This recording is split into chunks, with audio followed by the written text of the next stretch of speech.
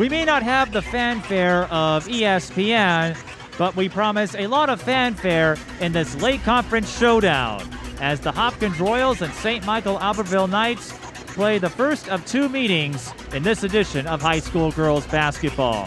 The Hopkins Royals, the number 1 team in Class 4A, STMA, the number 5 team in Class 4A. But historically, these two teams always grind it out. Be prepared for a photo finish. Hello, everyone. I'm Mike Peden. She is LaToya Turk. LaToya, the Lake Conference, the toughest and deepest in the entire state. When you look at the number of ranked teams, 5 of them in the top 10. It's been that way all season. Hopkins coming off that big weekend when ESPN came in. You got to watch as a spectator. What did you learn from this Hopkins team in that weekend invitational? That they can compete with just about anyone across the nation. They have a star-studded lineup. They also have a star-studded coaching team on the bench, and so they really put in the work, and it showed last week at the Classic. This will be the first game for Hopkins since the announcement that one of their own, Maya Nnaji, will participate in the McDonald's All-American game this year. She is the 3rd player in Hopkins history to receive that honor, joining Nia Coffey and Paige Beckers.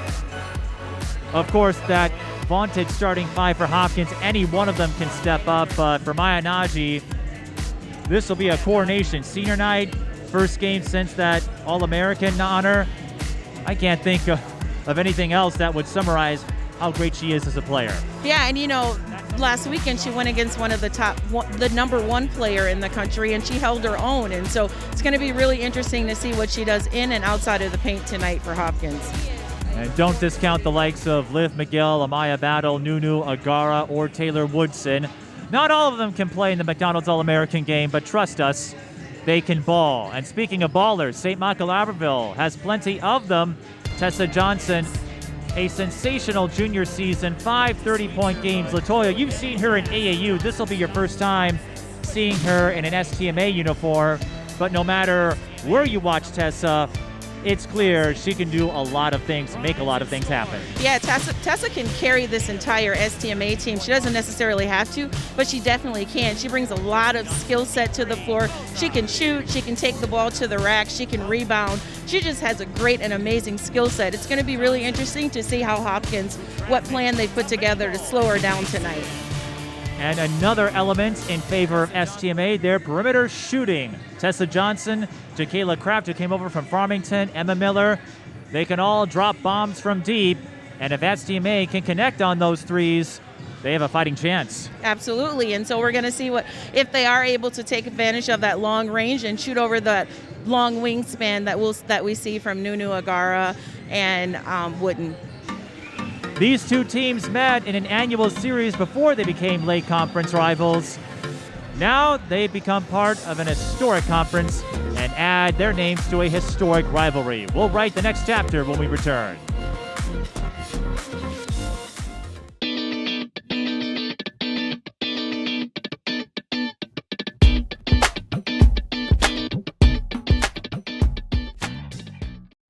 Twin Cities Sports Broadcasting, and a whole lot more.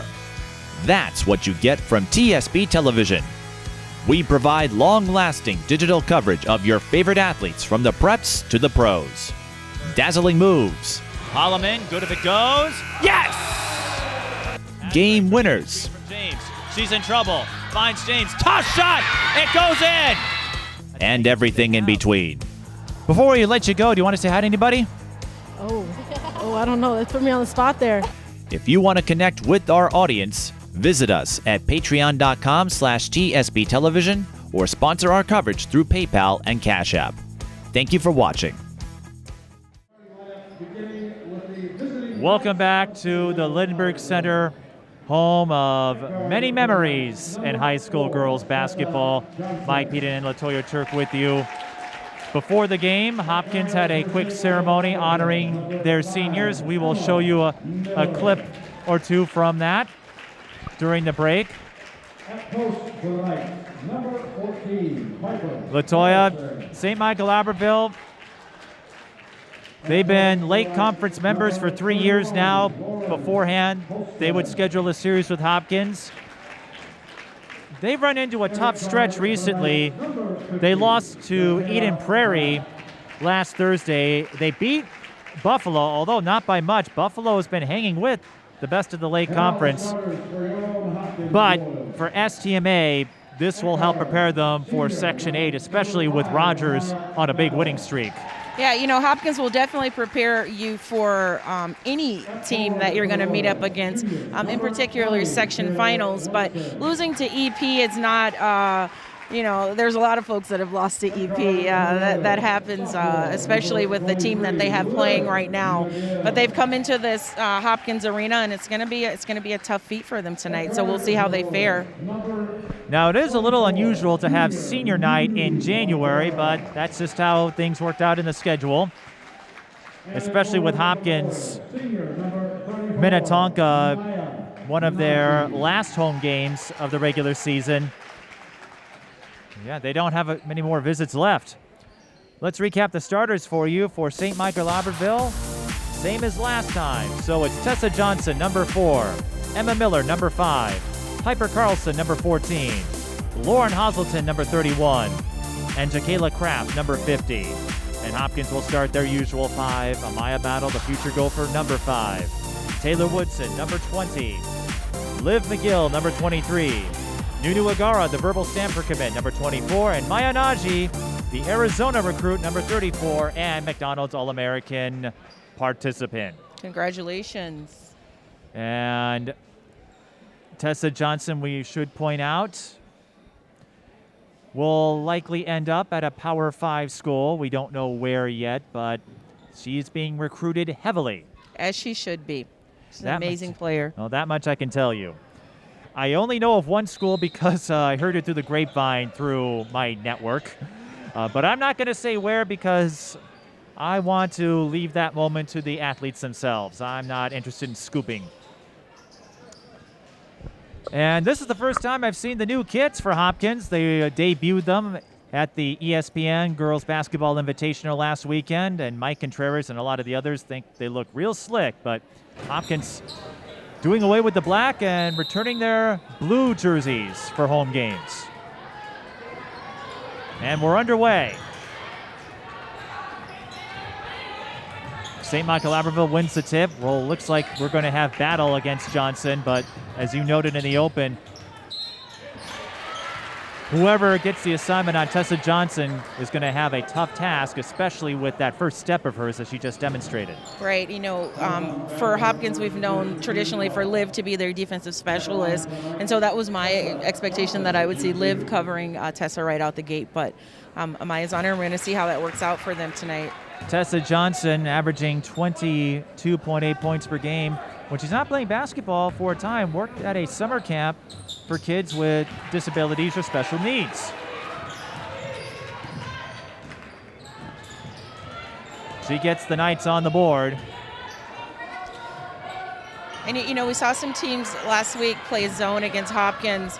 It really is hard to match them one-on-one. But, you were about to say man-to-man, weren't you? Yeah. And, they brought in Kelly Boyle and just shot the lights out. So Kelly Boyle is getting a lot of press. That's a 5-second call on Emma Miller. Whether it's YouTube or in person, Kelly Boyle is winning over a lot of basketball fans.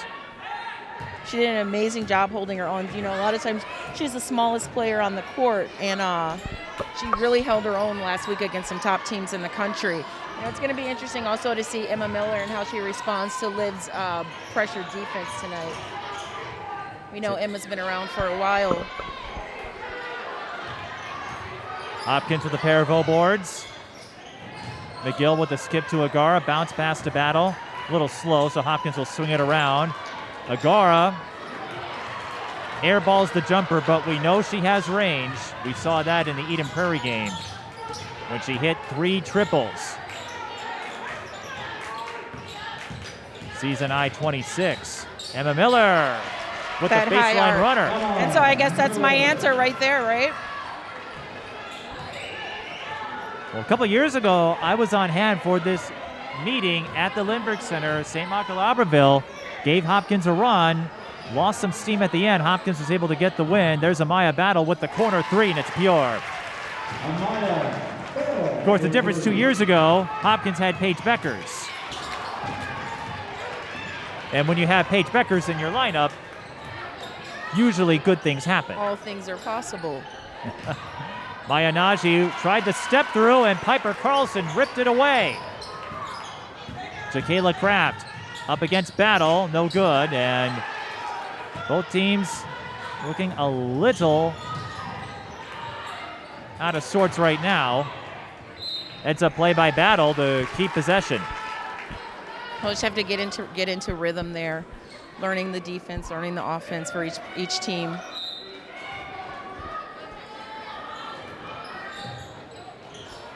Inbound and shooting free throws will be Nunu Agara. If this is your first time watching Hopkins, Nunu going to Stanford, an aspiring criminal defense attorney. That's what she wants to do.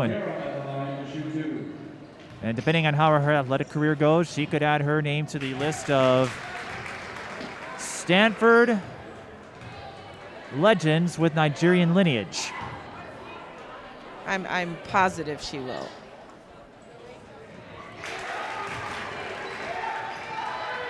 The southpaw knocks down both free throws. That gives Hopkins an early 5-4 lead. See Hopkins putting a full court press. Three a little high. Piper Carlson can't finish underneath. Agara on the run. Still looking for a first field goal. Here's Tessa Johnson. Steps into the three. Short that time. Rebound. Jump ball.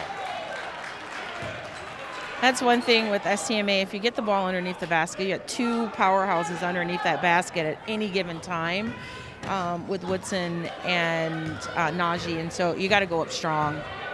Maybe draw some contact and create some foul situations here. Or find a kick-out option. Yes. STMA, they are getting offensive rebounds, but you're right, against those towers. Nunu Agara having some difficulty, though, down low. I think she's just so athletic. You can tell she's trying to tip it a little bit. Just take your time, Nunu, and go up with it. Glide, right? Let it happen. Steal by Battle. Woodson to McGill. Pulls up, runner short.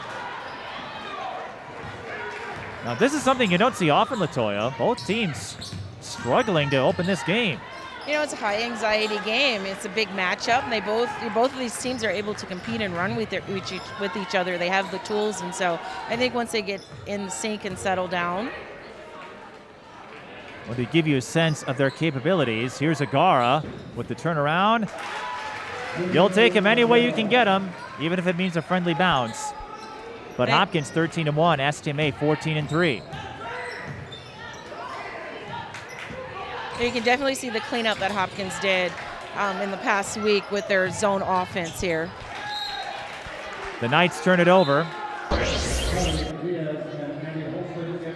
Their movement looks better. They're cutting better. They're taking efficient shots.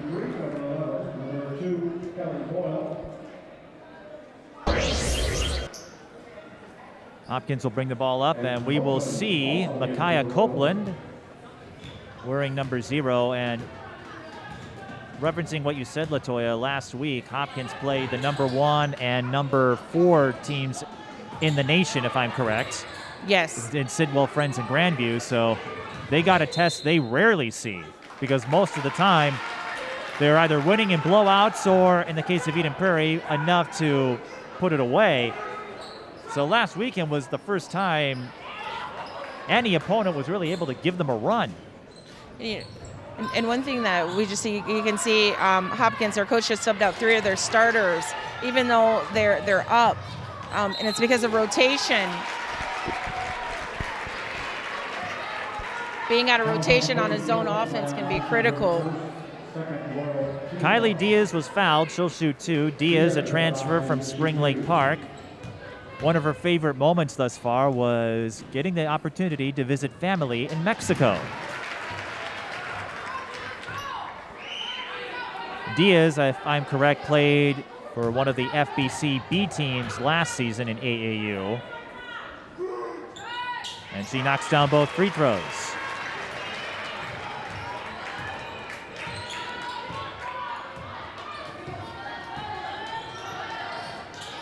Copeland to Battle. 3-ball.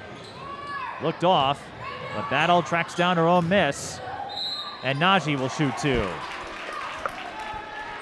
Maya's older brother, I believe, in the NBA now. Maya's younger sister will likely find some minutes in the coming years. And, of course, Maya going to one of the rising programs in Division I women's basketball in Arizona. Yes, amazing program there. Great coaching, great atmosphere. She's going to have a good time there. And we know this much at Arizona, the bird is allowed. The bird is tolerated. Dia, she's having fun with it, but I don't think anyone's ever going to let her forget that moment when they beat UConn last year. Emma Miller, her 3 was off. And a dead ball rebound to the Royals, who lead 8-6, 13:07. And I know some folks get all bent out of shape or uptight with that, but I've hung around this sport to know even some high schoolers will throw some naughty words in the heat of battle. You know what? If you were to beat a team like UConn or something like that, you deserve a We'll give you one. We'll give you one. Actually, I wonder how much that could sway potential recruits because they know they've got a coach that's going to fight for them and isn't afraid to speak her mind. Here's Tessa Johnson. I think that's extremely important that you know that your coach has your back. Now, you would behave yourself when you coached at Como Park, right? You didn't throw No. birds and F-bombs. Impeccable reputation. More pristine than mine. There's a reason I don't coach. No, I tease. No, I behave myself too. Tessa Johnson to shoot 2. 5 30-point games, and when you consider her story, missed all of last year with a broken femur, to work her way back and to see the season she had in AAU and the season she's having here, a tip of the cap would be an understatement. Listen, one of the things that Tessa talks about is her belief in Christ. And as a surgical nurse, and a lot of folks don't know that I spent quite almost a decade in the operating room. When I heard that she had a femur break, I was very concerned. But, look at her. 5 30-point plus games. Kelly Boyle doesn't care one bit about that. She breaks a 3 for Hopkins. Johnson, short. Abby Hazelton, rebound off the mark. There's Maya Nnaji. Tessa Johnson again. Johnson hasn't found her shooting touch yet. She's a little short there. She's just fallen a little short. But STMA did an amazing job on the boards there. Jazzy Dupree, 3-ball, rims out. Kraft with a rebound. Kraft came over from Farmington. And floats it in. Kraft came over from Farmington, but received a quick and hearty welcome from her teammates. She and Tessa Johnson are dance partners before each game. If you follow them on social media, sounds like fun. They like to team up in the dance-offs. 11-10 is the score. Here's Copeland to Boyle. Deep 3. Pure. And we know Boyle will shoot the lights out in this place. The Knights struggling again in transition. Battle, the kick out to Copeland for 3. Yes! Copeland for 3. And if you look at that zone that STMA has on, those 2 bottom zone defensive players, they're so tight because they're so focused on Maya Nnaji, when really they can open up and cover those 3-point shooters that are just sitting out there on that baseline. Emma Miller drained the runner on the other end for STMA, but Hopkins finding their rhythm from 3-point range. Boyle's got a pair of trays. Copeland has a triple. Boyle thought about it. And when you knock down those threes, you can use that pump fake. Yeah, you can see the confidence. She fires away. Bullseye! STMA trying to catch Hopkins falling asleep, and they do. A little unorthodox, but 2 points for Diaz. The one thing I know Coach Starks is not going to allow, though, is for her to shoot the three and not get back on defense, because that's been her defensive assignment twice on those runners that leaked out. And STMA, they're too quick. You don't want to give them point-blank looks like that. Here's Boyle again. Heat check. But she's feeling it with those 3 trays in the early going. Miller again. Can't get the runner that time. And Tara Starks is going to call a timeout. 9:35 to go. Perhaps going back to what you spoke of, LaToya, even though Hopkins is up, they've given up a couple of fast break opportunities.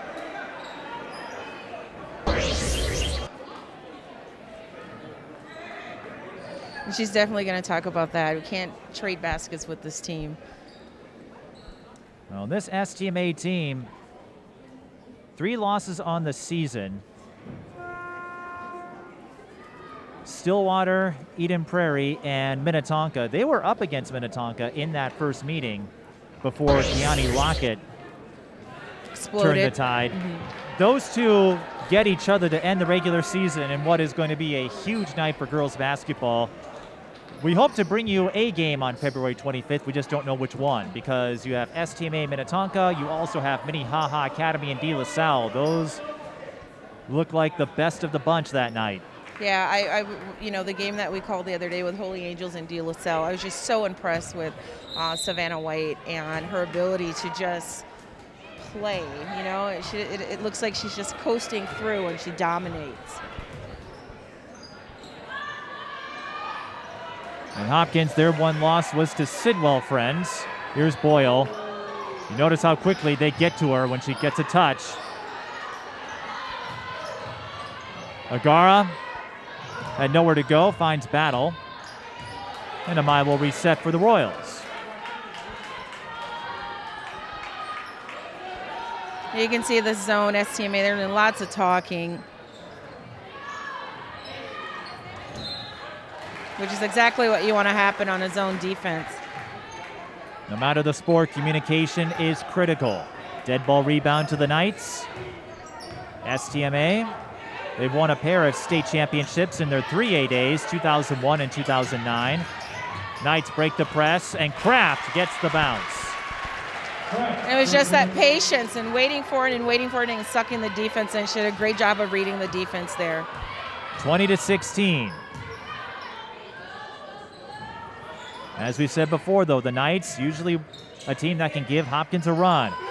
Amaya Battle splashes another triple.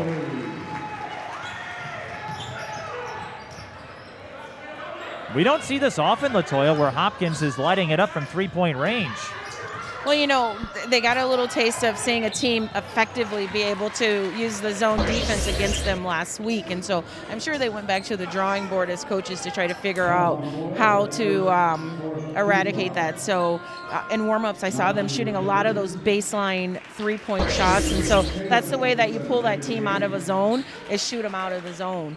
And so once they come out of the zone, I don't think STMA will be able to match up with Hopkins in a man-to-man defense. Well, so far, Hopkins has accumulated 6 3-pointers. The bounce pass to Johnson from Miller.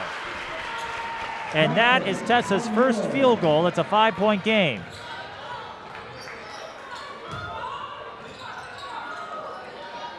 McGill. There's the baseline three you spoke of, but Tatum Woodson can't get it to drop. We know the Knights can move in a hurry. Here's Carlson curling in, too strong, and Woodson was fouled on the rebound. Tatum Woodson, that is. I have to remind myself there are 2 Woodsons and 2 Nnajis. Yes. And next year there will be 2 Woodsons, with Taylor the junior and Tatum the 9th grader.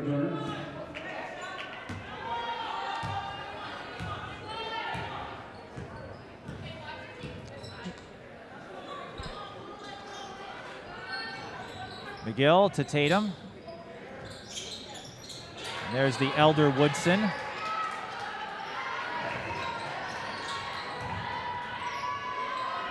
And offense was just so tight there. The spacing was a little off. Not if you're Tessa Johnson. That zone defense was able to collapse and give Tessa a straight line to the bucket. The steal and run out for 2. It'll be interesting to see how many points they've gotten on fast breaks, transition. That's helping St. Michael-Albertville stay with the sharp shooting of Hopkins. McGill hit the elbow J. Miller for three. She can hit three-pointers. We've seen that before, but not that time. Tatum Woodson three ball, short, and Nnaji mistimed it. STMA has numbers. Again. But McGill was ready. And McGill has the number. McGill had the speed. And Taylor Woodson will score on the other end. So Woodson gets on the board. That could be a notable 4-point swing with 6:07 to go in the first half. Johnson working off the screen. Maya Nnaji wasn't fooled in the slightest. Nunu can also pose a huge problem for an offensive player on defense. She's so long, and it's very intimidating when she's covering you. She's going to be an amazing asset to any team that she plays for. I think this year will be her last year playing AAU as well. Traveling Colin Miller. Well, for Woodson and Agara, this will be their last year of AAU because they're both juniors. Right.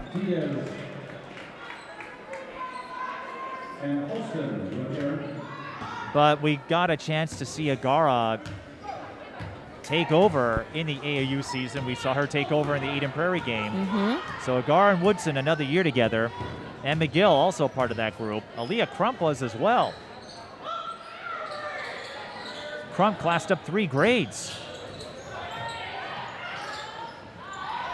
Entry feed intercepted by Kraft. Doesn't have the numbers to penetrate. Looking for help.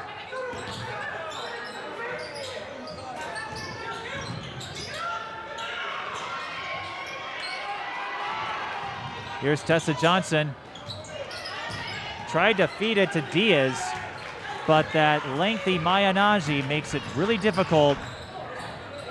Nice Maya move. Battle looking smooth.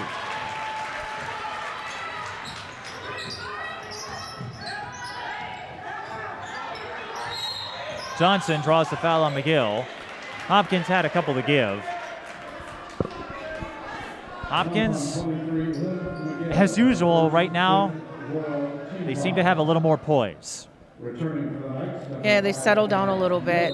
I can definitely tell they're learning a new zone offense and just a little fine tuning. But the expectation that Liv would cover Tessa, that's, you know, it's going to make it very difficult for Tessa to score tonight. Well, Tessa's got 8, but she did have a slow start. I'd say the big difference, though, the three-pointers. Hopkins lighting it up from outside early. Hazelton in trouble. That's Abby Hazelton.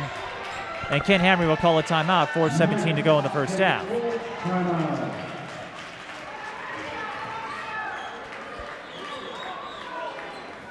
29-20 the score. LaToya, when we opened the program, we spoke of all the history that has taken place here. 3 McDonald's All-Americans now. And 4 Miss Basketball winners, if memory serves correct. That speaks volumes for a program. You know, Hopkins has a feeder program, so a lot of the girls, if they don't transfer in, they've played for the program for quite some time. So that's a huge accomplishment for a program to have that many all-stars in their fold. Well, I take it back. There were 3. Leslie Knight, Nia Holly, and Paige Beckers, of course. And I just want to let you guys know there's no paper in front of us. That's all off the top of his head. Well, it helps when one of those Miss Basketball winners is one of your best friends in Nia, Yes. who is now part of the coaching staff at Cretin-Durham Hall. I've been trying to get her to come to a game, but when you're coaching, Yeah. it's a little tricky. And that's a very active program over there, so I'm sure even on the nights when she's not coaching, there's still things for her to do coach-wise and team-wise with her program. 29-20. STMA finding tough terrain on the inbounds. Taylor Woodson drew the foul and will get 2 out of it. Woodson averaging 14.4 a game. For a while, all 5 Hopkins starters were in double digits. Liv McGill is slightly under 10 now, but that doesn't make her any less formidable. Yeah, and we don't that often get to see a player that can play both ends of the floor, and Liv plays offense tremendously and defense. You know, she's usually assigned to one of the top offensive players on the team, so, you know, we rarely get to see someone that can handle themselves at that level on both ends of the floor.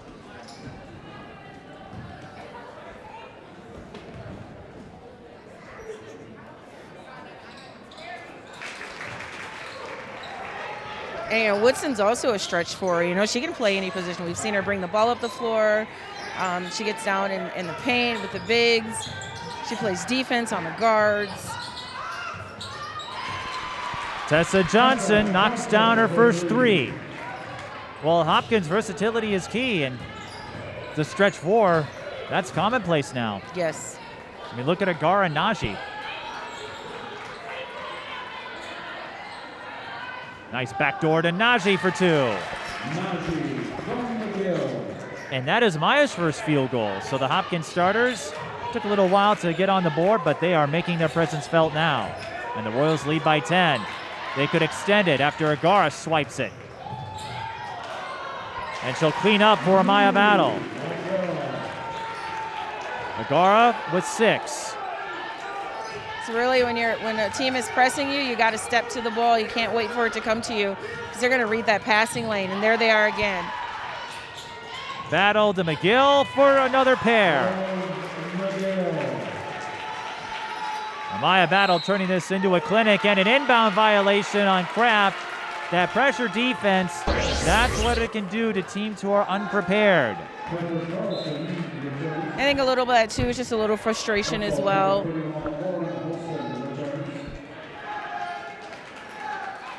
We've seen this so many times. And Hopkins, they have a degree of determination about them this year. Amaya Battle, 3 ball. Can't connect from the corner. And, you know, once they can smell either fear or blood, they're going for it. And I think they're in go-for-it mode right now. And that degree of determination, remember, they were knocked out in the semis last spring in the Class 4A state tournament. That doesn't happen often for this program. Miller drains another jumper. Let's see if that helps STMA. 2.5 to go. You know, they're really doing a good job because with 2 minutes left in the half, a lot of times we'll see the score there. The difference in the score will be a lot higher for teams that are competing against Hopkins. And now Hopkins is doing a little cleanup work. STMA breaks the press that time, and Piper Carlson converts the layup. And STMA is doing an amazing job of trying to work as little as possible offensively, get the ball up the court quickly and score. Well, here's someone who can move the ball in a hurry. Kraft can't catch up to it. So early on, it was Hopkins raining 3s. Now it's cleanup duty. We've seen Nnaji and Agara in particular get a couple of putbacks. Agara will take a breather. McGill will go in. And Agara, she got hit with COVID earlier this season when I spoke with her at the Eden Prairie game, but didn't look like she lost a step in that contest.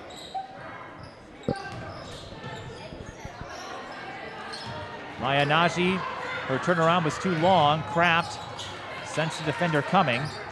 Here's an opportunity for the Knights. Kraft had nowhere to go. And McGill pickpockets the ball. Finds Taylor Woodson. Her baseline jumper's off the mark. Kraft will get another chance. And Kraft was fouled. Hopkins had 1 to give. And I think Maya picks up her second with that foul. Okay, Woodson. A little reach in there. Not the worst thing in the world, again, when you have a foul to give. Yes. Maya Nnaji will head to the bench for the moment. So Hopkins going with a little smaller lineup here. Miller to Kraft. Kraft, one of those three-point weapons. Trying to go inside. And Zakayla Kraft will have a chance for a three-point play. She is not giving up on those attacks. Yes, she had to use every bit of everything for that against Liv. And she did it. Stayed with it. She stayed with it the entire time. And I think the last 2 or 3 possessions, she's actually been looking to score. And so I think if she gets into a rhythm, she's averaging double digits as well. She'll help this STMA team stay in here. Her favorite dish, we should point out, is shrimp or chicken Alfredo with garlic bread. It's one of Demaya's, too. Nunu Agara cooks up a three-point play dish. We call that weight rooming. So when you just go in the paint and just handle business. She carries a lot of weight offensively for this Hopkins team. You always have to pick your poison with her. If you leave her open outside, she can shoot from deep, and if you get caught on her back, she's going to put up an easy, quick bucket on you, too. Agara, one of the endearing members of the junior class, as she completes the three-point play.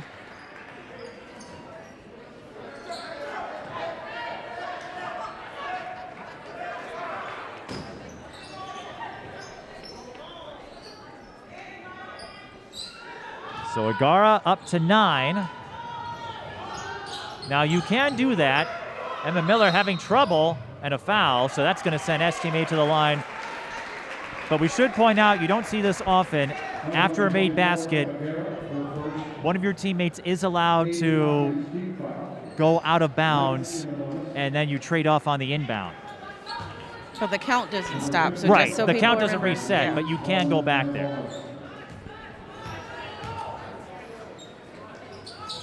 Kraft knocks down the front end. Kraft, another point of pride for her. She's always willing to help others. And she's another lefty. We got a lot of lefties in this one. Agara, Kraft. LaToya Robinson would love to see this. STMA 9 of 9 from the free throw line. That's a pretty good mark. Battle with the skip to Nnaji. That's a combination. Yeah, and that even though that combination, what you saw was Maya and Maya, Nunu set a pick for her down low, which allowed her to get open. So it was great. Great teamwork on the there. other end, Maya Nnaji got hit with a foul as she tried to stop Piper Carlson, and that will be her second. Even though Hopkins is up considerably here, going back to what you said, LaToya, the transition attack from St. Michael-Albertville, that has been an entry point for them. I imagine Tara Starks is going to talk to the Hopkins Royals about that. Yes, absolutely. They got to get back on defense. Especially with the Knights, perfect from the charity stripe, 11 of 11. Hopkins 6 of 7. And we see a lot of games where that's not the case as far as free throw efficiency. Well, Nunu's going to shoot a pair, so I do want to take a moment to acknowledge the free throw marksmanship from both teams. Yes, that's a skill set that you want to have. I feel like shooting 75% or higher from the free throw line is not optional in basketball. You absolutely have to. Shooting fouls, so Agara will shoot a pair. And that's a skill set that's learned. Doesn't take any, super talent to be able to do it. And combined, only one miss. Kraft for 3. Off the back iron. Hopkins with time. 15 seconds. Boyle. Back out. Agara to Copeland. Hopkins swinging the ball around. High low to Nnaji. The turnaround for 2. Nnaji did a great job of not putting the ball on the floor that time. We've seen her. Ooh. Oh, we've seen her put the ball on the floor on those turnarounds, and so That's going to be critical when she goes off to Arizona to be able to just move without having to put the ball on the floor to create her own shot. Well, her movement gave Hopkins an exclamation point to end the first half. 48-34 the score. Fine half from Hopkins. It was 3-point shots early, inside penetration late. A mix of everything, but that's just the way Hopkins likes it. Yeah, that just speaks to their depth and their versatility. They may be the definition of versatility, at least in this state. We'll take a break and show you that Senior Day ceremony that took place before this game. You're watching high school girls basketball. Hopkins leads St. Michael-Albertville 48-34.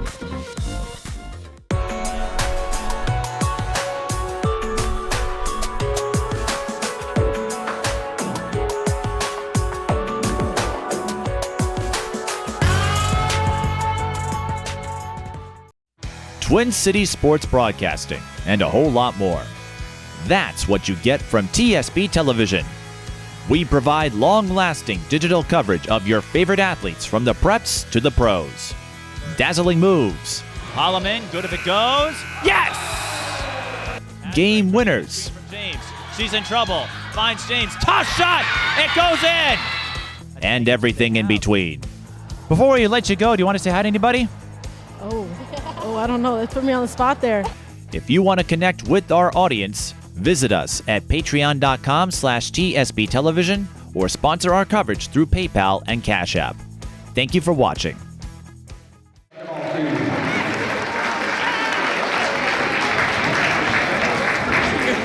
First, senior number 4, Commentators.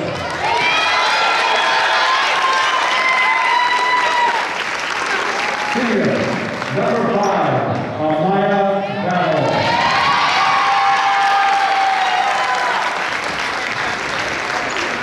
Senior number 15, Tessa Johnson.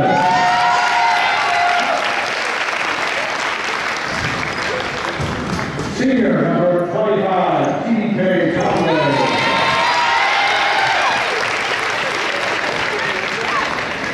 And senior number 34, Maya Nnaji.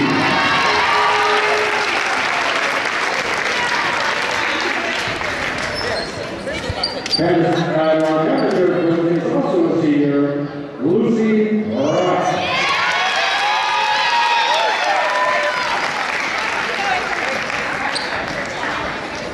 Congratulations to Hopkins World Senior, Turk, Amaya Battle, Tessa Johnson, TK Conway, Maya Nnaji, and Nunu Agara.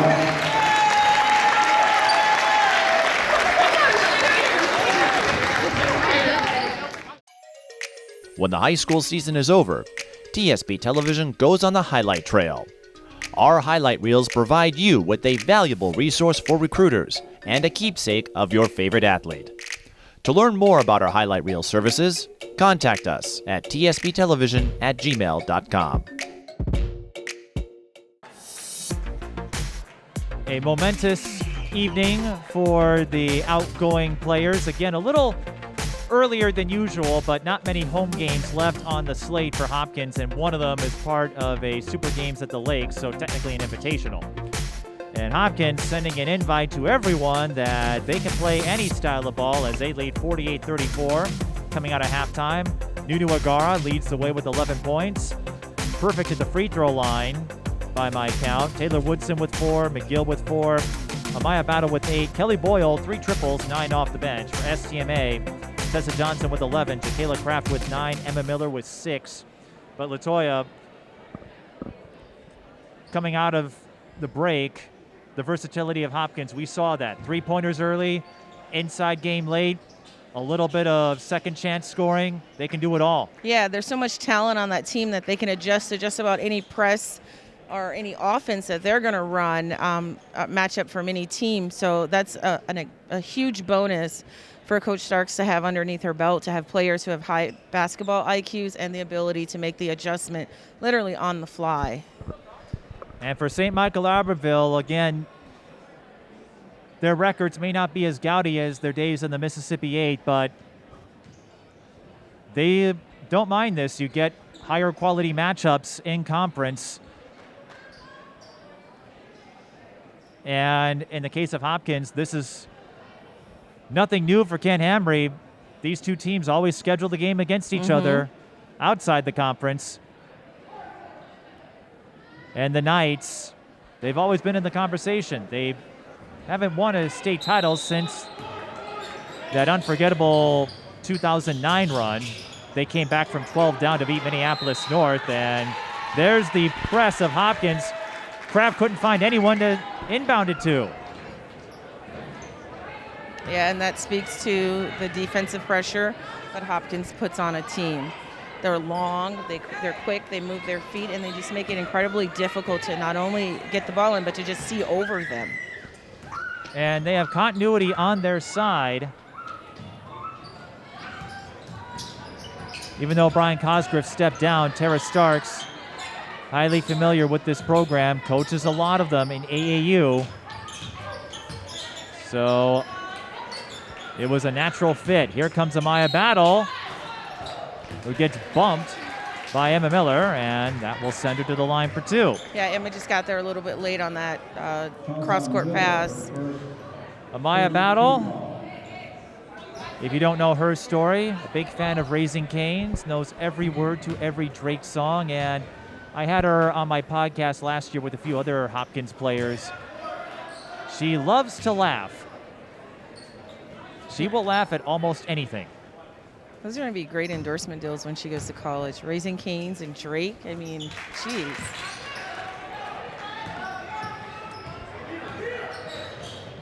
Battle splits at the line.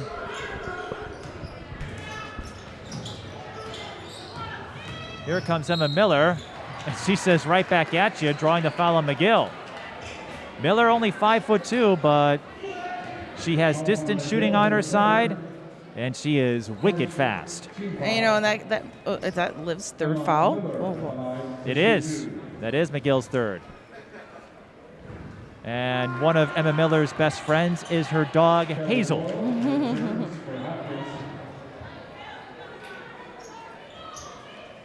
You know, that's a byproduct of that staunch defense that Liv puts on the players that she's covering.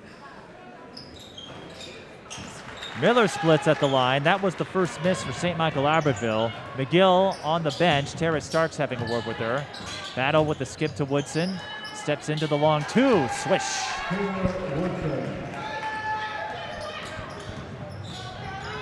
One of many reasons Hopkins is so lethal. They've got three-point shooters, but they can step into the elbow J too.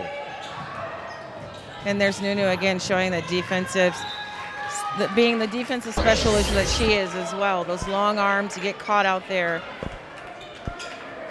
just makes it very frantic. The progression of her game has won over a lot of people in this community. Yeah, I'm definitely a fan. I've been watching her since she played at Hospitality House over north. It's probably 5th, 6th grade. STMA on the run. Miller with the dime. Carlson cutting her way in. You know, STMA really need that, and that's where they're getting a lot of their points off of transition. Transitions, cuts, battle. Elbow J off the mark. Kraft with another rebound. Miller guarded by Boyle. Boyle respecting her three-point prowess. Miller draws another foul. And so Miller's going to really have to go to this free throw line and drop these down for her team. And she can continue to use that tactic of getting to the basket. And where's she shooting? Oh, they're calling it on the floor. Driving to the basket and drawing those fouls. I thought it was a foul on the floor. I didn't see a shooting motion. Okay.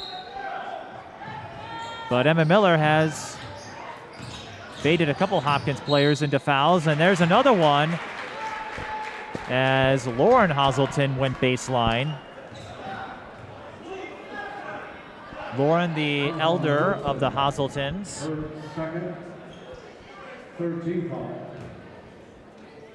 Averaging 6 points per game.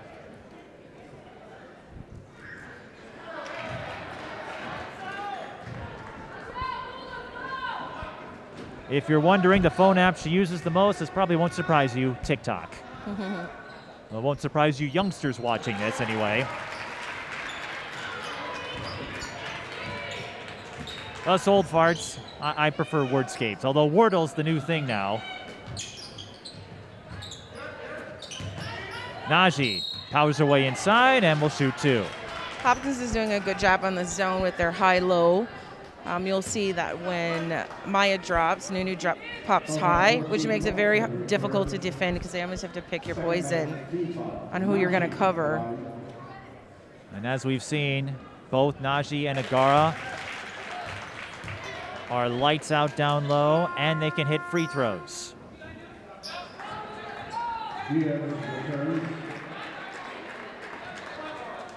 Maya was an integral part of that 2019-2020 team that didn't get an opportunity to play for a state title. But in games when Paige Beckers wasn't playing her best, Maya Nnaji usually came up with a clutch play. Kelly Boyle slips. Boyles get a break. Battle on the line. Good for 2. It's our response. I'll show you how to bring the ball up and pull up game. You'll be seeing that in Minnesota next year. Tessa Johnson. Drive is no good. Battle on the run. Nnaji for 3. Got it.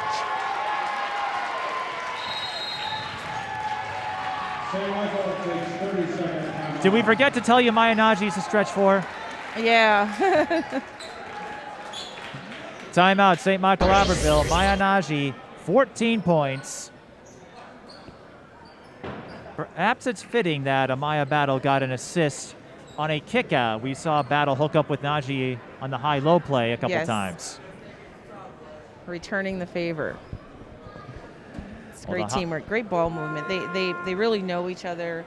They use each other's strengths. So that's important when you're playing on a team, to understand, put your teammate in a position to excel, you know. And excel they have. Hopkins, outside of Sidwell Friends, every other game this season, runaway win after runaway win. That's the usual formula when we see Hopkins. They do get tested from time to time, and they are certainly not invincible.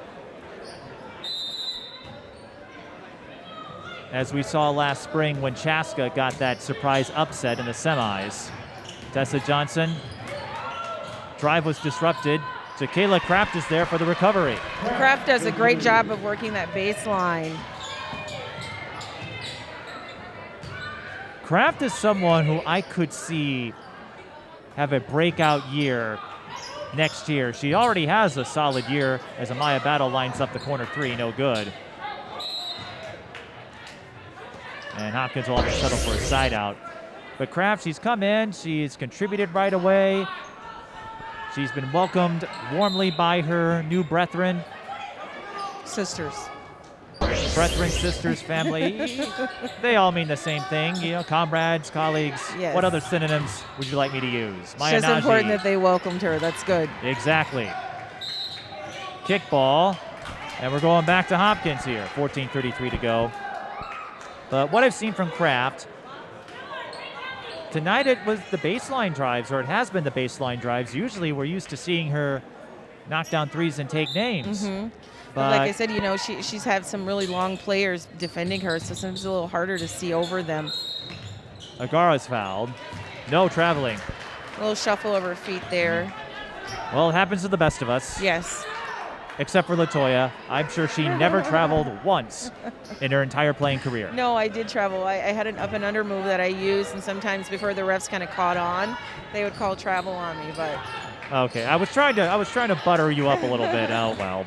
No need. They know my stats. Miller doubled.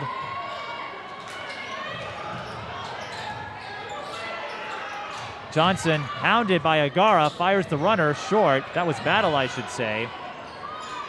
Estimate with the rebound. Emma Miller, bullseye. Emma, bottom of the net.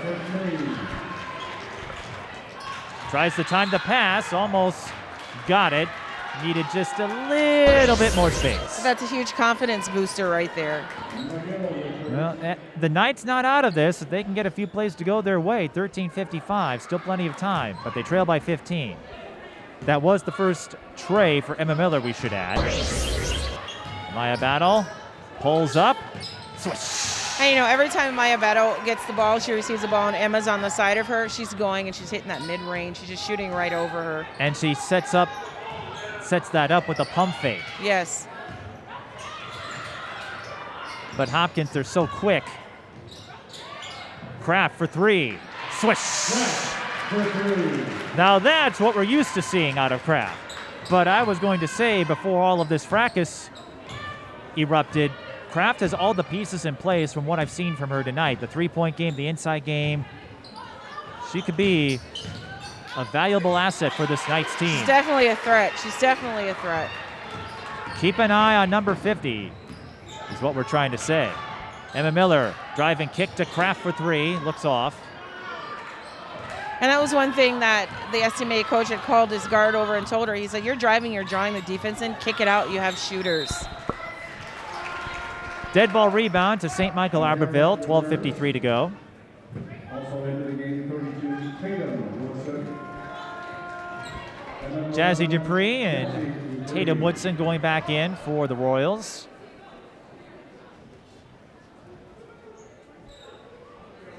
And so with the smaller lineup in from Hopkins, I wonder if we'll see SMA take some more shots here.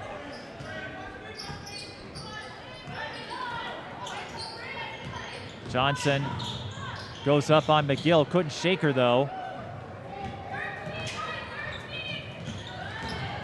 Johnson taking a chance there, and McGill will shoot two. Johnson took a stab. Yeah, she knows that Liv has 3 fouls already, so it's a lot easier for her to score without McGill on the floor. Johnson having a quick conference with Kent Hamry as she rehydrates. McGill. Free throws are getting a little choppier here in the second half. McGill, as you may know, started her varsity career at Park Center, a teammate of Adalia McKenzie, then came over to Hopkins, and is already high on the ESPN W list in her class. And she's only a sophomore.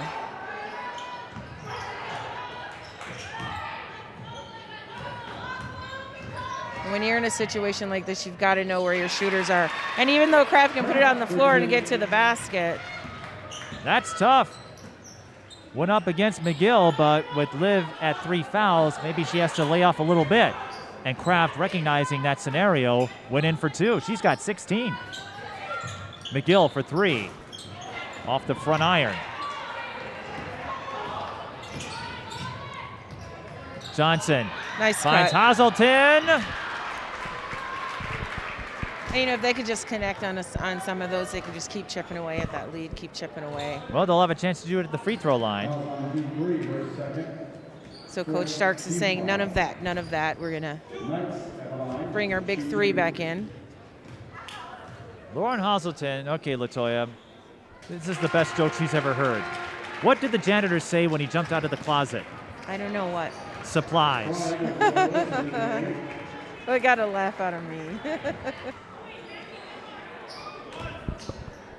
And I thought I was the only one who could come up with puns.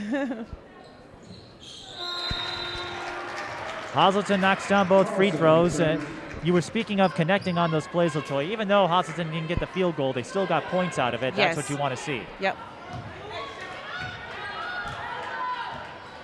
It doesn't matter how they come. Free throws, layups, you'll take it. Here comes Battle.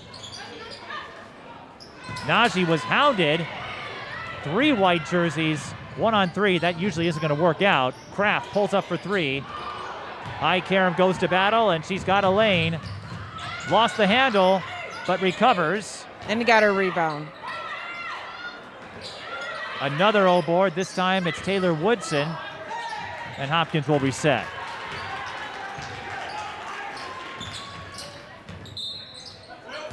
How many times has Hopkins sprung that move on their opponents? The pump fake, They move in to set up the jumper. You know, that's a great start to your offensive movement, is being able to shift your defender. You can read so much, you know, are they jumping? Are they not going to jump? It really sets you up. It's a skill that I think a lot of players should utilize more, is the pump fake. Really testing the waters. Because as they jump, you go right by them. By the way, that was the third foul on Abby Hazelton. Hopkins splits at the line. 12-point margin.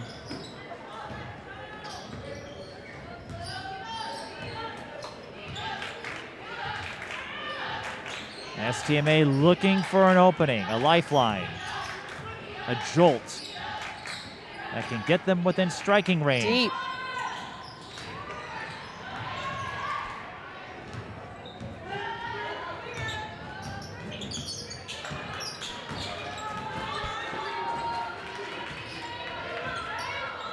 Battle calling a set. Nnaji sees a lane and will shoot 2 more. Let's see who they're going to call that foul on. Carlson, that's her 4th. So as Nnaji goes to the line, LaToya, what do you recall from the atmosphere? You came here for that girls basketball invitational. Not quite the sellout crowd that some were expecting, but you had the top 4 teams from the country gather here. ESPN paid a visit. It was a celebration of women's basketball. I know you got some photos with some of the Sidwell Friends athletes. What were your takeaways? Yeah, it was a great atmosphere, good quality basketball.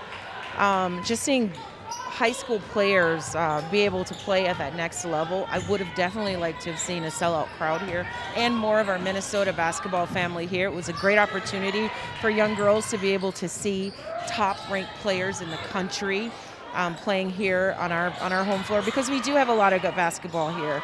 I think it just would have been amazing to have more of our girls here in the building. But of course, there were games that were already scheduled that they were playing in, especially that Friday. Right. So, the problem was that Friday night. I know I was on another assignment at visitation. A lot of games taking place that evening. Not so much on Saturday. Yeah, that would have been nice if coaches and teams could have coordinated reschedules just like we do for COVID protocol, so that we could have had a large Minnesota support base here. A little bit of hot potato. Amaya Battle streaks her way to the bucket. And I wonder, with Paige Beckers now at UConn, if that dampened some of the enthusiasm, because Paige was a once-in-a-lifetime athlete while she was here. That being said, there's still plenty of talent we got to see. Yeah, but we had star-studded coaches that were here. We had the #1 player in the country here. Just about every one of the starters on the Hopkins team are ranked in the top 100 in their class, and so that holds their own.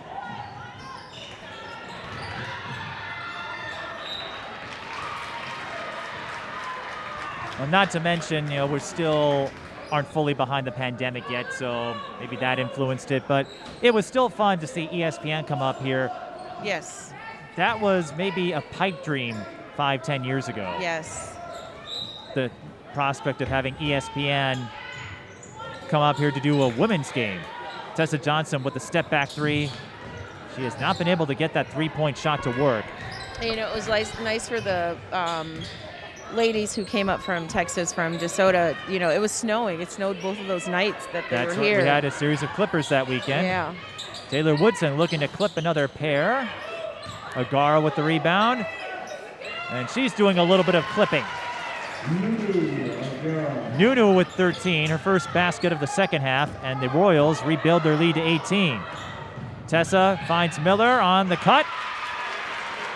And even though Johnson isn't scoring all that much, she is doing a good job finding her targets as a distributor. And STMA's kind of hanging around. They're hanging around. Amaya Battle has other ideas. And she once brings again, another pull-up. If she's on that side where Emma is, she's putting them up. And then here we go, right back at you, transition offense. That's the first field goal for Lauren Hazelton. The problem is there's 8.5 minutes to go, and Hopkins is still up big. Amaya Battle with 18. One of the seniors who were honored before this game. Woodson to Woodson. Agara. Well, Way she's to box out. padding her numbers. Timeout. Do you think Nunu was missing all of these shots down low To on pad purpose? her. Yeah, just like, all right, how do I get a double-double? I No, don't- we tease. But you do have to appreciate her ability to stay with it. Yes, yes. I don't think that would be respected in a practice with Coach Starks. Oh, no. I don't So- think any coach would. No. I think any player would trade efficiency for double-doubles. Or the other way around. Is it the other? Well, you know what I'm saying. Yes, I do. I do. But again, She exhibits amazing athleticism. right, and resilience, because yes. others might miss and get a little Gotta stay with it. frustrated. Right, Mhm. they might get angry. And Agara's like, all right, I'll just Stay get the with it. putback. And we don't get to see many girls who are able to tip the ball. So when she gets that rebound, a lot of times she doesn't even come back down. She just goes right back up. And so she's tipping the ball in. 72-54. Well, I certainly hope Hopkins, the Lindbergh Center, or another team will get that opportunity to get a showcase from ESPN. I remember the environments that followed when the Jones brothers at Apple Valley, Minnehaha Academy, 18,000 people went to Target Center Yes. for a high school game. Maybe one day we'll see a similar crowd for the women's game, and there will be no next Paige Beckers because Paige was a once-in-a-lifetime athlete, Yes. but we have a lot of folks coming up that pipeline. Yes. Maybe one of them will captivate a national audience. STMA with a captivating play. Again, Tessa Johnson, and you like to see this. Tessa will split time between 1 and 2 when I watch the Knights play, but her ability to find targets and to set up plays, even when she's not scoring well, that will speak volumes when she plays at the college level. Yes, and putting her at the one position helps with the height deficiency that Emma has, being able to see over the Hopkins guards, bigger guards. Abby Hazelton couldn't complete the three-point play. Battle, 3-ball, short. And Hazelton got it off a Hopkins player. I think Battle's confidence is sky high right now Yes. because every time she has even a pinch of an opening, she launches. Letting it fly. And that's a sign of a confident shooter. But we've seen her do that many times before. And so with Hopkins sneaking up on this press right here, you'll see, like what Tessa did, she'll let them sneak back door. So they come up too high, she'll be able to do it again. Or if they just seal. Taylor Woodson with the steal. Tried to hook up with McGill, but it stays Hopkins' ball.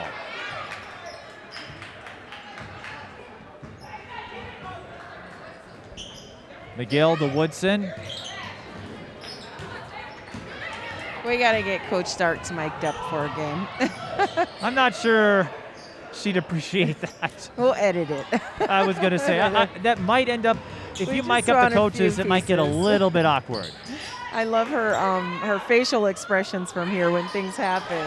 Now Taylor Woodson gets in on the cleanup action. Agara with another offensive rebound as well. The way Hopkins is able to get after it on these second chances. There are a couple coaches I'd like to have mic'd up. Tyler Coley, and she knocks it down. And McGill. For three. Emma Miller pulls up and connects on the triple. But do the Knights have enough time? 6:30 to go, 74-59. They haven't been able to go on a run to threaten Hopkins yet. McGill, the long skip to Battle. Royals will reset. This is Copeland. McGill will call out a play. Hopkins eating up some time here. Agara to Copeland, another fake. Agara wins the scrum, off balance, but Amaya Battle is there. Like you said, she's really feeling it tonight. against that zone defense. You think she was a little salty about not getting the McDonald's All-American honor? I tease. Piper Carlson snuck underneath and converts the high-low feed. You know me, I like to be a little sarcastic. Yes. I don't think Amaya cares about that, but I think she is sending a reminder that she would have been a valid option.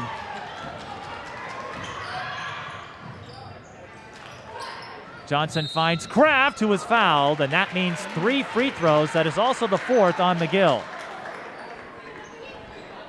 And, of course, the McDonald's All-American game, it's meant to be an exhibition of basketball, so if you get that honor, it's an esteemed one. If not, that doesn't mean you're overrated by any means. It's just a hard field to select from because there's only 12 slots for each team.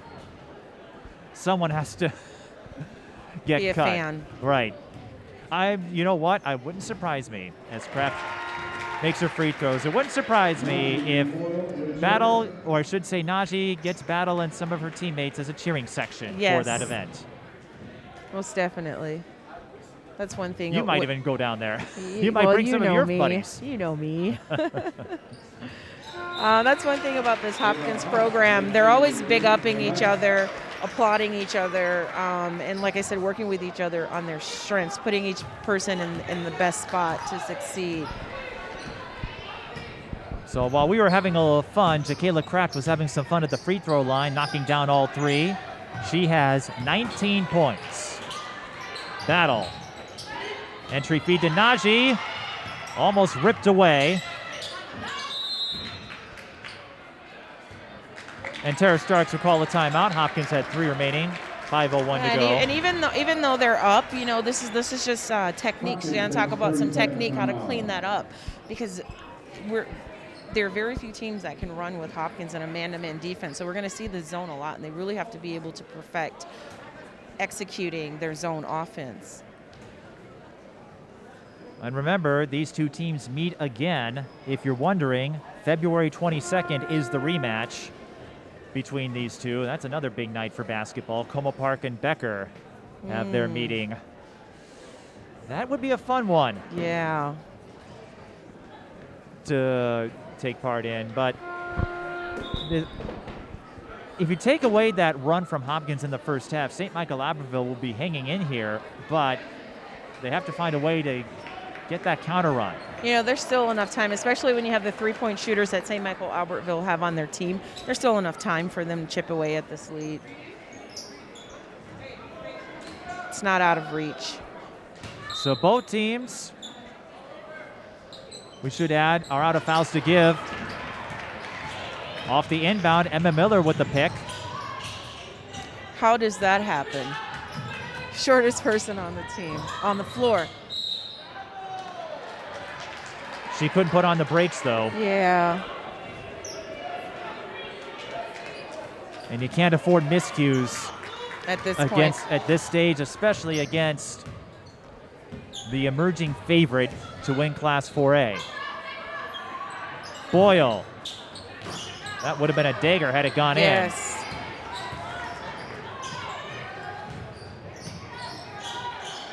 The Knights looking for an answer. Tessa Johnson. Gets the friendly roll there. More like a Plinko bounce. That makes it a 9-point game, and now this gets interesting. Both teams out of fouls to give. And so we're going to see how disciplined Hopkins is on this set, running a little time off the clock, making good passes, and see if STMA can stay astute defensively here. It'll be tough to extend that defense because then you leave the bigs underneath the basket there. And Hopkins in no hurry to shoot. Not a surprise at this stage of the game. But Amaya Battle gets called for 5 seconds. Emma Miller almost deceptively closed in on her position. I don't know if Amaya spotted that 5 count, but Emma Miller was very gradual in her approach. Yeah, and you can see Tara Starks talking to the lead official about the timing of that count and who actually called that call, the ref or the coach for STMA. Not a play that you can review, even if we did have review. But it's a break for the Knights, who get another stop. And like I tell my girls, how often have we seen a ref change a call? Pretty much never. Nope. Next play, got to play on. Johnson for 3. Kraft, rebound, goes up, lays it in. Kraft with another 20-point game. 21 now. And as you can see, she's tightened up that defense.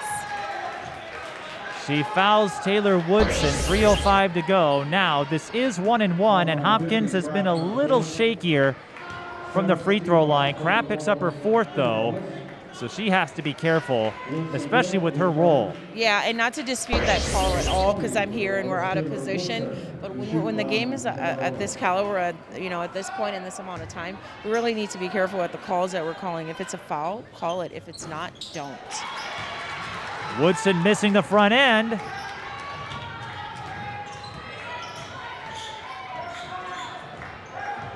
And lives back in the game for exactly what she's known to do. Be a defensive stop. Here comes Kraft. Diaz left it short. She's been in great position the last 2 offensive possessions. Got to convert, though, at this stage. And now you see STMA is in a man-to-man defense, right? They have to be more aggressive. They have to take a few more chances now. If they play zone, Hopkins will lay back and let clock evaporate. Which is not, so Hopkins hasn't seen this man-to-man all game. Maya Nnaji doing what she does best down low.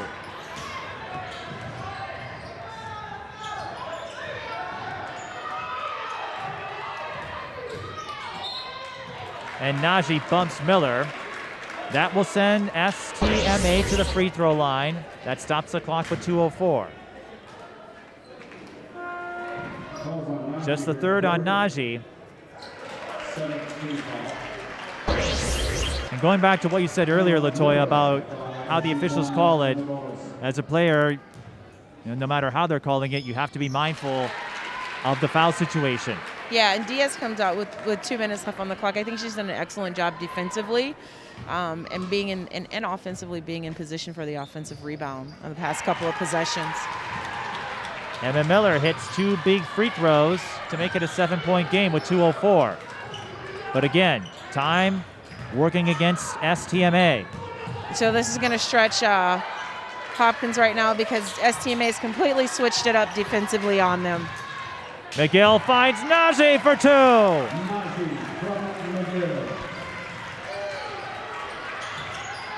But that's the risk you run going to the man-to-man defense against the swift, athletic Hopkins team.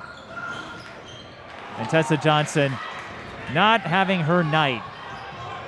She hits a few more threes, maybe a different story, but just couldn't get that 3-point shot to go in.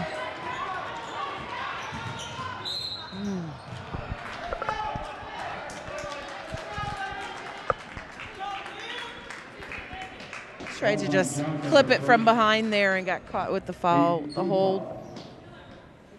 McGill to the line to potentially put this one away. And McGill struggled with fouls, big portion of the game today, but when she came in, she did exactly what she was assigned to do, be a defensive stop.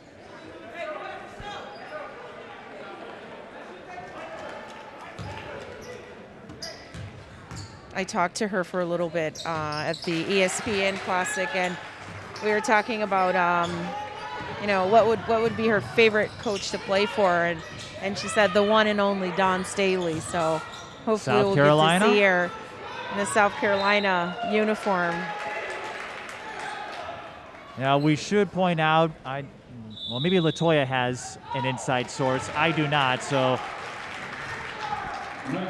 we're not suggesting, at least I'm not, that Liv McGill is considering South Carolina No. over other schools. No, This not is at just a all. preference. Not at all.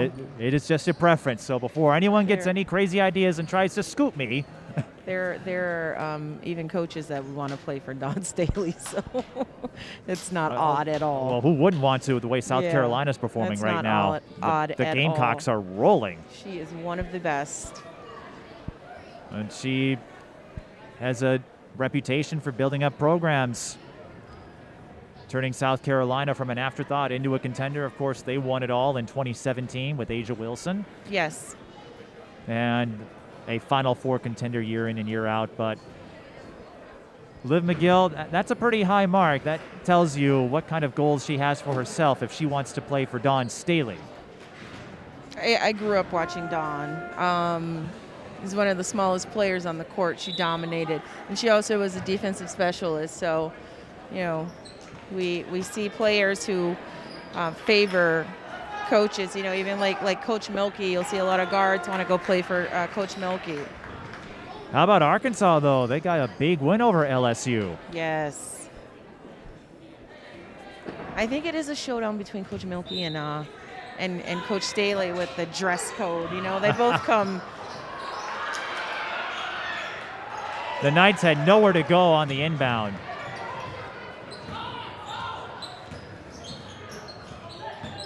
And Hopkins looking to ice this one with less than a minute to go. McGill caught her way to the rim, and Nnaji knew exactly what to do with it.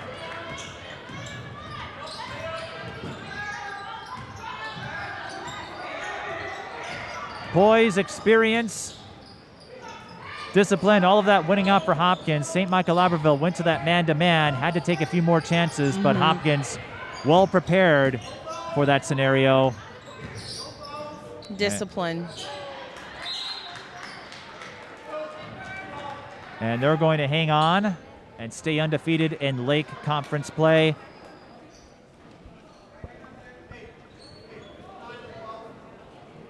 It doesn't get any easier for the Royals, though. Their next game is Wednesday. We'll be here. Minnetonka pays a visit. Timeout. Academic at this point with 25.2, so I guess we can do a little preview for that since you'll be watching this, whether it's CCX or YouTube. Hopkins and Minnetonka, LaToya, you and I are scheduled to be here for that one. Yes. That rivalry took on a whole new meaning as a pair of Hopkins players went over to Minnetonka in Aaliyah Crump and Linnell Wright. They have been reliable contributors for the Skippers. Hopkins, of course, the gold standard. That is going to be an exciting matchup. Absolutely, I agree. I cannot wait to see those two teams meet each other. You know, Desiree Ware got the addition of Lockett in the backcourt, and they are amazing. I haven't seen Lockett play in quite some time, but she is a true general of the floor. I think she's one of the best point guards that we've seen in the state, for me personally, and I just love watching her play and facilitate. She has so much confidence at that position. The first of two meetings on Wednesday, a potential state tournament preview.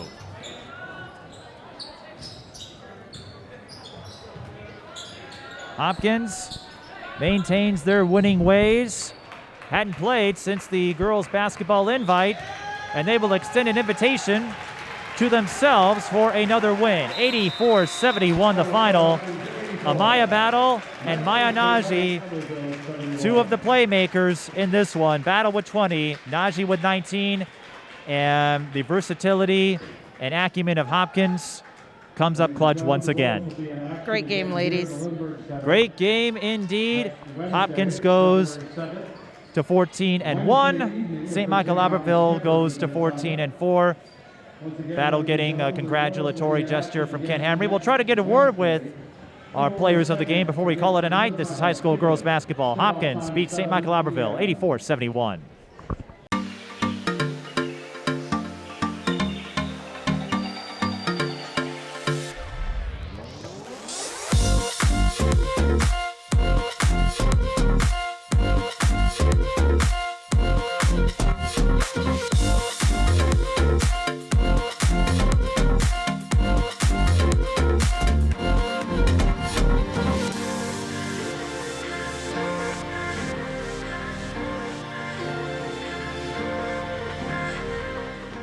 And I'm joined by two of the seniors who were honored tonight before tonight's game, Maya Nnaji and Amaya Battle. And Maya, we'll start with you. You came up with some clutch plays down low, and you and Amaya hooked up in every which way, high lows. You hit a three-pointer.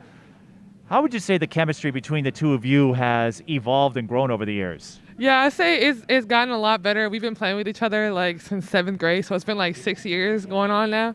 So I feel like we just know like when the flow of the game, whatever to do. Like I know if I'm rebounding, I know where she's at for the outlet. If I'm down low, she knows how to get me the ball every time. You know, we just have that good chemistry on the court and then off the court as well too. It just kind of helps everything. You've got a little bit of power, too. We saw that in the second half when STMA tried to threaten a couple of times. So in a situation like that where you have the upper hand and someone like STMA makes a run, how do you turn on that switch? Yeah, I feel like Amaya does a great job of like directing the team and making sure we slow down, not get ahead of ourselves. But at the same time, it just comes with experience as well. Just knowing I've been in that pressure situation multiple times. I've been playing varsity since 9th grade. So playing with Paige, she's kind of taught us things as well too, how to handle a game. Our coach is really good at being vocal on the sideline as well, telling us to slow down, you know. And then I just go back to things I've worked on in practice and over the years. Just do the things that work and go to the basket and finish. I know no one can stop me one-on-one or two-on-one, or my shooters are going to be open, so we know what to do. I'd like to think you've taught Amaya and some of your teammates a thing or two as well with your acumen. This is the first game since it was announced that you would take part in the McDonald's All-American game. And Amaya, I'm guessing you'll be part of her cheering section, but Maya, I've got a feeling it's going to be a big one. But Maya, what does it mean for you, the third Hopkins player, to get that honor? You'll get a chance to... Nia Coffey, Paige Beckers, and now you. So you're part of a pretty impressive list there, but what was your feeling when you saw your name on that roster? It was actually pretty surreal. It's definitely been a lifetime dream come true. I've been working so hard for this, and I was really nervous all week. Like, you never know how like the voting could sway different like, I don't know, biases or whatever. So I was like, I hope that I've done enough to like make a statement and cement myself on the roster. And I'm just really excited to get out there and play. I know a lot of the girls. I'm friends with a lot of girls that made the team as well. So it's going to be a fun event, and it's going to be on ESPN too. So like that's huge for the women's game as well. So it was just an honor, and I was just so happy, just thanking the Most High. He's blessed me with so many things, and I couldn't be here without him. So it's just been an honor.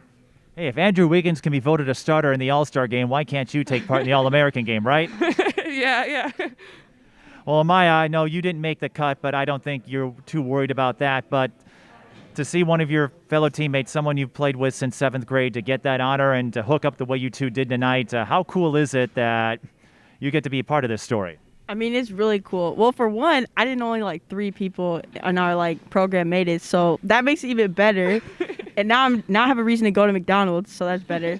But as the chemistry part, like Nnaji said, like we've been playing together for years, and I like before halftime I threw it in, like I know kind of her sweet spots, and I know when she's trailing she'll hit that 3. So like just learning to play with each other since like 7th grade, you kind of figure it out by senior year. So. Yeah. So you have a reason to go to McDonald's. Is that going to compete with Raising Cane's, or is Raising Cane's still your go-to? Cane's is definitely still the go-to. All right, so in case you're wondering if Raising Cane's has any sponsorship deals in the works, don't worry, Amaya's still going to visit there. Yeah. Not only did you hook up with Maya, but you and several of the other players, your ability to use the 3 to set up a fake and knock down the jumper, not many teams can pull that off. How have you perfected that over the years? Just like reps, and when quarantine hit, I definitely took advantage of that time. I remember going to the park with my brother and just like getting reps up and just kind of mastering it, and I'm still trying to master it now, just still getting reps up. So I just say reps and like years of work on it, practice on it. Well, I see your brother's still here if you want to give him any shout out. Nah, he's good. It sounds like he's the one responsible for this jump stop of yours. No, that's all me. But he got my rebounds though. He got the rebounds. The sibling rivalry is still in full effect. And so, Amaya, what would you make of the season? Another big conference win, and you get the opportunity to be on ESPN, so you two got a big taste. And I know there was a lot of attention when Paige Beckers was here, and now the two of you get to continue this legacy of girls basketball. How exciting is it to be a part of that? It's super exciting. I mean, it's our senior season, and we really just want to have fun, and the ultimate goal is to win state. So, playing on ESPN was really fun, but at the end of the day, we really just want to win state, and that's just another thing we got to get through. But the ESPN experience was definitely like a highlight of the season. But overall, we just want to have fun, play together, and win states. So. A couple things before we go. Did the two of you have any more moves in the works? You've got the high-low and the kick-out down. Anything else we should expect out of the two of you? We can try the behind-the-back pass. Hey, Paige pulled it off. I'm sure she wouldn't mind teaching you a few things. Yeah, she might not. And you want to say hi to anybody? No. I'm good. I'm good. I think they've greeted everyone they wanted to already. But Maya and Amaya, thanks for stopping by. Congrats on the win, and go enjoy your senior night celebration. And we'll see you again on Wednesday. Thank you. Thank you.